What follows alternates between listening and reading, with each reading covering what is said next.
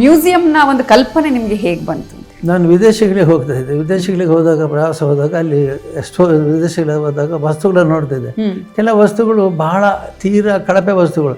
ಅಂದರೆ ಇಲ್ಲಿ ಅಬುದಾಬಿಯಲ್ಲಿ ಅಲ್ಯೂಮಿನಿಯಂ ಅಂಡೆಗಳನ್ನು ಇಟ್ಟಿದ್ರು. ಈಗ ನಾವೇನು ಮದುವೆಗಳಿಗೆ ಉಪಯೋಗಿಸ್ತೇವೆ ಕೇಟ್ರಿಂಗಿಗೆ, ಅಂತ ಅಲ್ಯೂಮಿನಿಯಂ ಪಾತ್ರೆಗಳನ್ನು ಗೋಡೆಗೆ ಅಂಟಿಸಿದ್ರು. ಇದು ಉಂಟೆ ಅಂತ ನಮಗೆ ಆಶ್ಚರ್ಯ ಆಯಿತು. ಅಲ್ಯೂಮಿನಿಯಂ ಪಾತ್ರೆಗಳನ್ನು ಯಾರಾದರೂ ಜೋಡಿಸಿರ್ತಾರೆ ಅಂತ.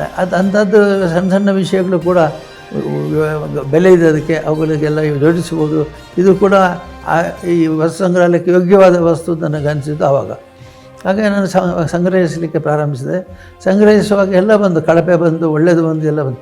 ಯಾವುದು ಬಂದನ್ನು ಬೇಡ ಅಂತ ಹೇಳಲಿಲ್ಲ. ಹಾಗೆ ಈಗ ಹಳೆಯ ವಸ್ತುವನ್ನು ಕಪಾಟಿನಲ್ಲಿ ಕನ್ನಡಿ ಒಳಗೆ ಜೋಡಿಸಿಟ್ರೆ ಅದಕ್ಕೆ ಬೆಲೆ ಬರುತ್ತೆ. ಹಾಗಾಗಿ ಈಗ ಮ್ಯೂಸಿಯಂ ಭಾಳ ಒಳ್ಳೆಯ ಮ್ಯೂಸಿಯಂ ಆಗಿದೆ. ಮೊನ್ನೆ ಇಂಡಿಯಾ ಅನ್ನೋ ಬುಕ್ ಅವರ ರೆಕಾರ್ಡ್ನವರು ನಮಗೆ ಪ್ರಶಸ್ತಿ ಕೊಟ್ಟಿದ್ದಾರೆ. ಭಾರತದ ಅತ್ಯಂತ ಏಕವ್ಯಕ್ತಿ ಸಂಗ್ರಹ ಅಂತ ಕೊಟ್ಟಿದ್ದಾರೆ. ಕಂಗ್ರ್ಯಾಚುಲೇಷನ್ಸ್.